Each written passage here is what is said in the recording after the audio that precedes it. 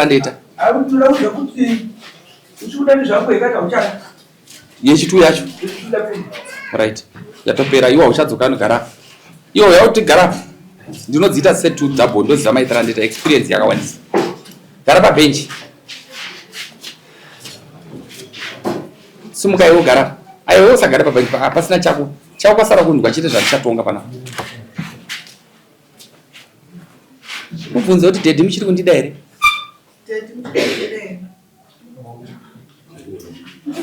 Anzina baba ndokuda.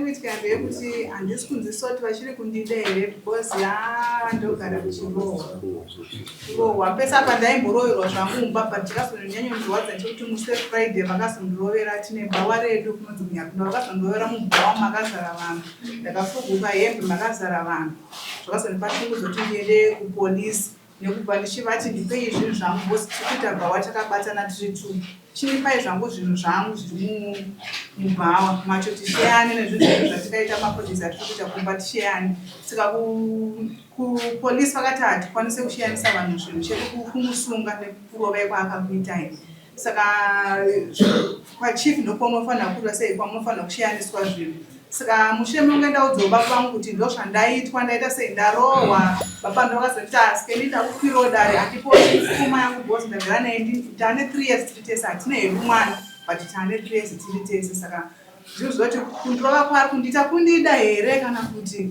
handishandizivi. Daddy, anzi makandirova zvinhu zvamunodya zvikabva zvafuguka munoti kudii? Pindura ndichinzwa kutaura neni. Unokumbira regero. Bvisa $100 kana uchimuda kumukumbira regero mukadzi wako.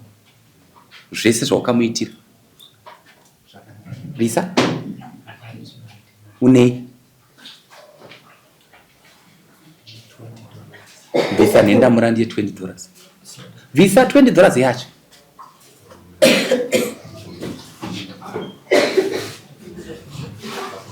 Muudze kuti mama ndombokumbira ruregerero.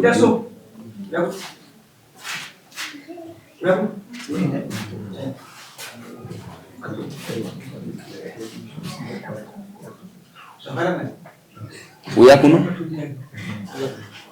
Wano zvaangaita. Saka uona kuti ndinotaura naMwari nemidzimu. Unofanira kumbonditenda wafana kuti mambomurira.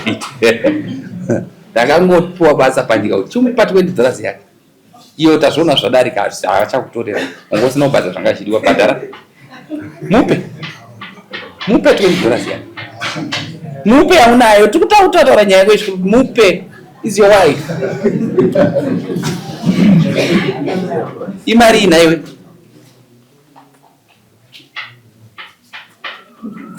$7 right tine zvinhu zviviri zvatotangisa tataura mukumbiro regero kuti mama ndiri pasi petsoka dzako ndiregere ndakakutadzira kukufugurira zvinhu zvangu isada hatisi kunzwa ini taurisa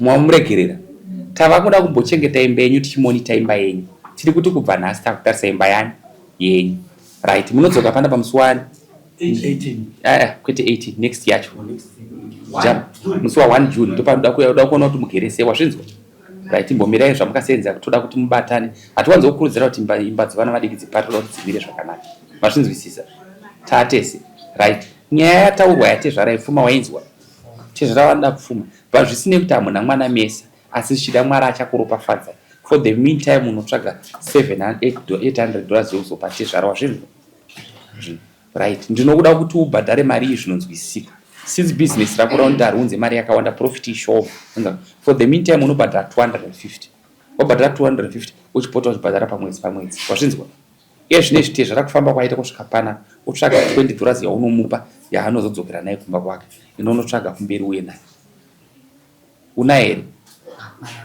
unotsvaga chivaudza mutupo wachibva wako chigara pasi uvataura kuti mhofu ndichaita sekutaura kwenyu ndichaita ndichagadzisa zvinhu zvenyu zvese ndichakupai baba vanongedzere ndiuri kuvaona ndichagadzirisa zvamataura good Thank you. Apo wakuti mhofu ini nokuti ndiri mhofu. Right, no zvisina izvinova. Dismiss next.